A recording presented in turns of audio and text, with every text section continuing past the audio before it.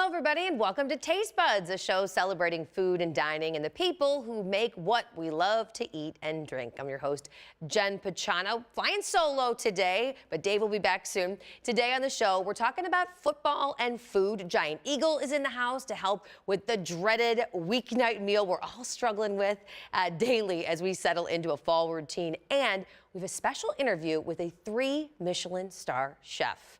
You know, for foodies and restaurant buffs, we can only dream of one day dining in a Michelin Star restaurant, let alone one that has earned 2 or 3 stars. Today, I'm excited to share an interview with a Midwestern chef who has earned 3 Michelin stars, and he's from Ohio. I'm talking about Curtis Duffy, known for the acclaimed restaurant Grace, his work at Alinea, and now Ever. He has a memoir out, and he spent some time talking to locals about what it took to get here. Why a memoir and not a cookbook from a chef like you? Well, a cookbook is on its way. It's in the works as well, but... You heard it here first. Exactly. You know, memoir just was the right fitting for us at the time. So you are a Chicago chef. You're known from Alinea, from Grace, from Ever, but you have Ohio roots. I do. Right? Yeah. This is why I brought you a few things here, Curtis. I brought you Buckeyes, because I know you went to Ohio State. I love them, yes. I brought you, these are Farmer Lee's tomatoes. Which I already know they're going to be phenomenal. Right. We are currently in tomato season at the restaurant. They just got delivered yesterday to me. And some Ohio corn, so we can snack away as we talk if you want. I even brought a little salt there for you. All right, so what can people expect from this book in terms of, it's really revealing. This is not a sugar-coated memoir, is it? No, it's not. It is a memoir that, you know, dives from my 6-month-old time period to current state, and it has a lot of highs, it has a lot of lows, a little bit of everything between, some great laughter in there, but there's also some really, really dark moments in there too. Yeah. You know, it was an opportunity for me to kind of just let it all out, get it down on paper, if you will. So you really do put quite a bit of value on home economics and like JVS. Yeah. Right? Yes. I mean, that's, talk to some people who might be interested in a hospitality industry or the culinary industry. What value would you place on that versus maybe a more traditional and expensive culinary school? Well, I think it's a good starting platform. I think it gives you a good idea as to what to expect walking into, you know, the world of food and wine. You know, it gives you an opportunity to kind of be embraced in the day-to-day activities and really see if it's something that you really enjoy to do. You gotta do it. You have to do it. There's so many people get into the business because they think it's so beautiful from the outside, but the moment they step in and realize, oh, there's a lot of work to be done, you can be turned off a little bit by it. Sure. I mean, in the same way that Kitchen Confidential kind of blew the kitchen doors open, if you will, you kind of carried that torch on with this in terms of some, not necessarily like with him, it was more of like the underbelly of the dealings. Yours was more like the business end of it, that people really, there's an explanation in this book that a lot of people were probably wondering about in terms of what happened to Grace. How was that for you, reliving, you know, what happened there and being so honest about some really, a deal with the devil is what you said. Yeah. You know? Well, I mean, it was an opportunity for me to finally tell my story. Set the record straight. Without any legal implications. It was good. Painful, of course, but you know, it's like anything, you have to look at it in a way that there's good and bad with everything, and you have to choose to look at the lighter side of things and the learning side of things. You know, what did I learn from it as opposed to like how much we lost from it. Yeah. Because there was a tremendous amount of growth with that restaurant. We so quickly too. So quickly, and we garnered so many awards, and it was such a great restaurant. But what did we lose? A lot. We lost everything, but we learned so much too. So how do you balance your clear personal drive for innovation with like the necessity for consistency when it comes to the success or long-term success of a restaurant? People come in, they have expectations, but you want to be, you know, push the envelope. How do you balance that? That's got to be a challenge. Well, we have to stay.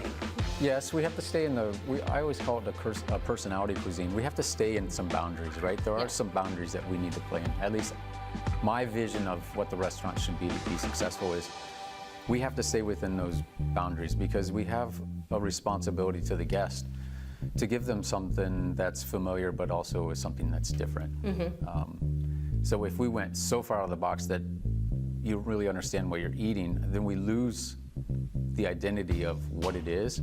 We lose the guest because now they're not committed to the idea of what it is that they're eating, and they're not going to come back. Right. Well, and they probably walk in expecting the unexpected. Sure. But it's kind of To some degree. Yeah, to some degree. You know, they don't want to eat something familiar. Right. Necessarily.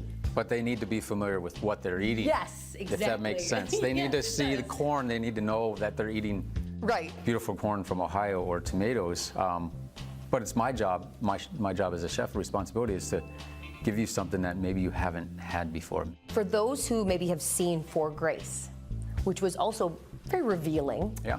What more will they get out of reading this book that they didn't see in that documentary? Well, For Grace just skimmed the surface. I mean, that was actually never meant to be a documentary. It was meant to kind of just follow me on this journey of opening this restaurant. It was never set out to go, hey, let's make this documentary. I know you're going to open a restaurant. It kind of stumbled into the moment where... More like just documenting it? It was we were just following it around, and then there was that one moment where it was late at night, it was a very, very long day, and I kind of broke down and kind of let my personal story out of my parents. So for those who were intrigued by that, the book takes it to a whole new level. A whole new depth. Deep, a lot deeper. It goes a lot more detailed, of course. A lot of lows in there, but also to see the perspective that you have coming out of all that is really, I think, will be very inspiring for people for sure. Yeah. Okay, so let's do Fast Foodie 5. Are you ready for this? Sure. Okay. So my Fast Foodie 5 starts with, what is an ingredient that Curtis Duffy cannot live without? Coconut. Coconut. The water, the fruit, everything? Everything. Everything about it. If you study the fruit, the nut, whatever you want to call it, if you study what it is, every part about it is fascinating. Interesting. Okay. It's incredible. Name something you won't eat. Shrimp. Oh, you are allergic to it, right? Allergic to it. Oh yeah, green bell peppers. Green bell peppers. Yeah, I won't eat them. I won't eat octopus either, from a moral standpoint. Okay. Yeah. All right. Okay. What is the biggest mistake that home cooks make? Not tasting their food from the moment they start cooking it to the very end. Through every layer and every moment. There's every 10, 15 minutes, if you're cooking something long, it needs to be tasted. What is a dish that kind of vexes you, that you're like, man, why can't I figure this out? Or it's always giving you trouble, or you aspired to do really well? God, that's a great question. Thank you. Or even maybe a cuisine that you're like, I don't understand it, and I want, if there's not one in particular. Well, I'm a huge fan of Asian cuisine, but there's a lot of times that I have to study it. As much as I like it and as much as I eat it, there's so much depth in those flavors of Vietnamese and Thai cuisine that I have to often do some research as to like what else is in there, because there's something I'm not catching. So you like it a lot but don't necessarily fully understand it. Yeah. That makes sense. And finally, what would your last meal be?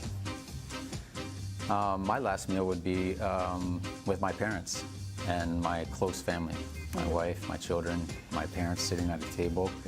At that point, it's not even necessarily about the food. It's just about having great conversation and really catching up and just having conversation with them. Interesting. Could be PB&J for all. It could be a sliced piece of bread.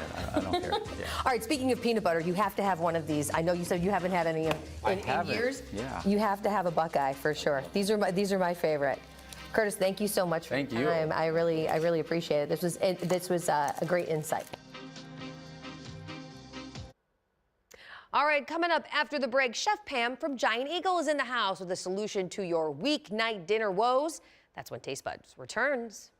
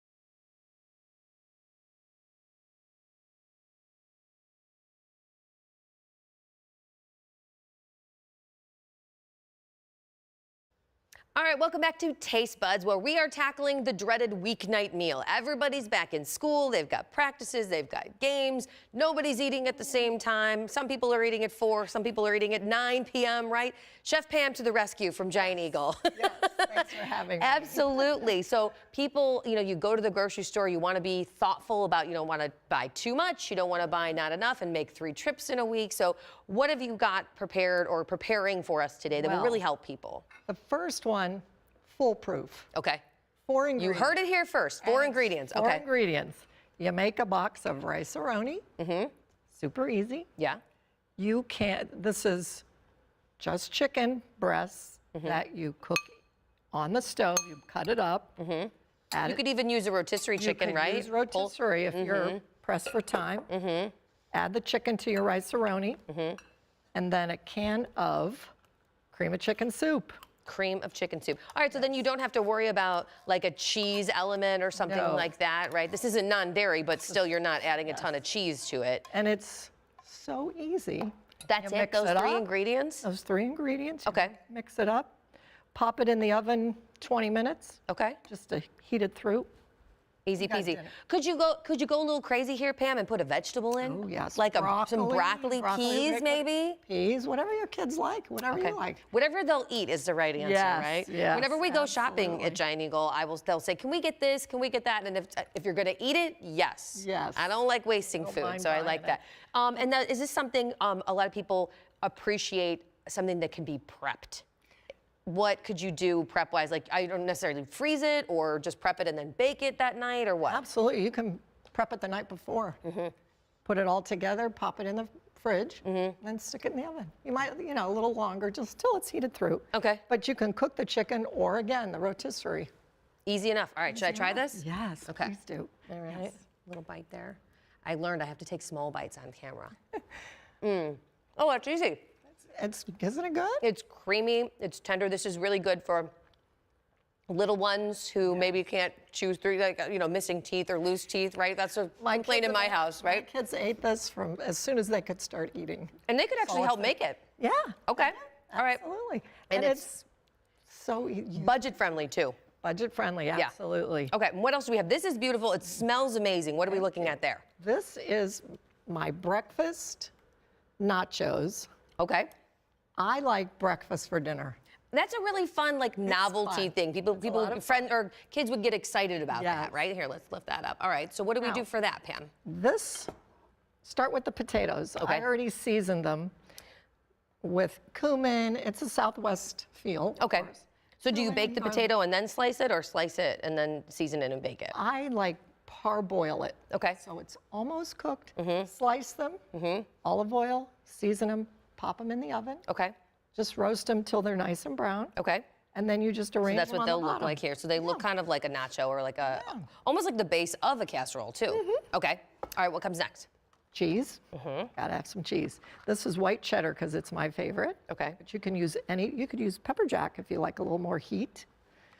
Pop that under the broiler or even in the microwave, just melted. All right. And then top it with all your favorite, mine's black This is like potato breakfast nachos. Yeah, it's great. This might be a really good use for like some leftovers maybe that you have. Bacon, if you have, you cook a pound of bacon, you might have a few strips left. I don't know what household you're working in, Pam. There's never any bacon left over in my house. Mine either. Bacon is, Set it aside before they get at it, and then you will have leftover. Okay, that's Now I great. added turkey bacon, a little healthier. Sure. But you could add chorizo. You could put chicken if you didn't want to do a breakfast.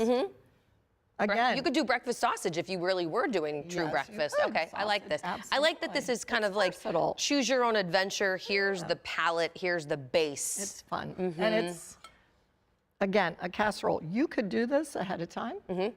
Again, night before. With all the extra time everybody has. I'm just kidding. Yeah, when all the kids go to bed. Right. I'm gonna go in the kitchen. Yes. That's why we're I'm gonna eating add- dinner at 9 p.m. sometimes, right? Sour cream, salsa. Now I added a fried egg to it. I love eggs. I do too. And it's just, And then that kind of makes it a little bit of a sauce too. If you Yes. go sunny side up, or you could even do scrambled if you want. yeah, why not? This could all go on a pizza too, by the way. Oh, I like that. So here's some jalapeno if you want some heat, more heat. Okay. Salsa. I love our Giant Eagle salsa. It is very good. You know what's fresh. great too? That's a nice way. When I've worked with dietitians and nutritionists, salsa is a great condiment that can be low in sodium, that can be heart healthy, and you're not loading up on those like calorie bomb sauces and things of that nature. So that's a good way to get a flavor, injection without going too heavy on the sugar or the salt and things like that. It's fresh tasting too. Little lime juice. And if you had any cilantro sitting around at home, maybe you could throw some of that. Oh, look at that. I'm step ahead, sorry. Chives, yes, love cilantro. I mean, again, you could do chicken. Whatever you want there. Make it, I love, like an enchilada. Right, and this too, something the kids could help make. And I feel like they're a little more apt to eat it if they've had a hand in making it. And the toppings that they like. Yeah, for sure, I love that. All right, I'm gonna try this one Yes, here. absolutely. Let's go, I wanna find a little piece there. All right. Those potatoes are so good. They are. What's on them? Salt and pepper, garlic salt, or garlic powder, cumin, chili pepper. That's it. Yum, delicious. I always take too big of a bite, but I get excited and it's great. Pam, tell everybody, so where you do cooking classes at Giant Eagle? Giant Eagle, Market District in Strongsville. We do a monthly class, adult classes, but I also do little birthday parties. Oh, fun. We do cookie decorating for the kids. It's a lot of fun. Awesome. It's a great space and everybody loves it. That's great. All right, so you can check out these recipes from Chef Pam at Giant Eagle on our website. We'll have that posted with this show. All right, thank you so much, Pam. I appreciate it. Thanks for having me. All right, so it's not just back to school time, it is also football season, but we're not talking about tailgating here right now. Hall of Famer Joe Thomas is done playing for the Browns. Now he's got a farm where he's producing some top-notch beef. Chef Rocco Whalen currently serving it on special at Fahrenheit. Joe's my friend. I've been supporting the beef since the day he started selling it, but it's also Asian bok choy.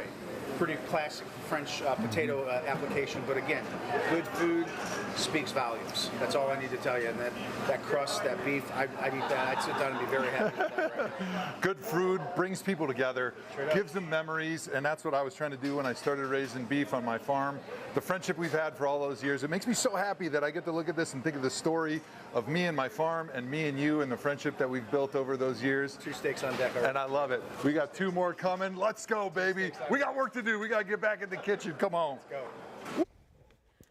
All right, so the steaks are out of Six Springs Farm in Thomas's home in Wisconsin. You can order at halloffambeef.com, their website, to ship and get it at Fahrenheit in downtown Cleveland. Now, what you're seeing there is Taste of the Browns. That is happening today. That's their annual fundraiser for the Greater Cleveland Food Bank. It's a huge event with participation from a massive amount of restaurants in town, like Alley Cat, Oyster Bar, Lago, Sora, Landmark Smokehouse.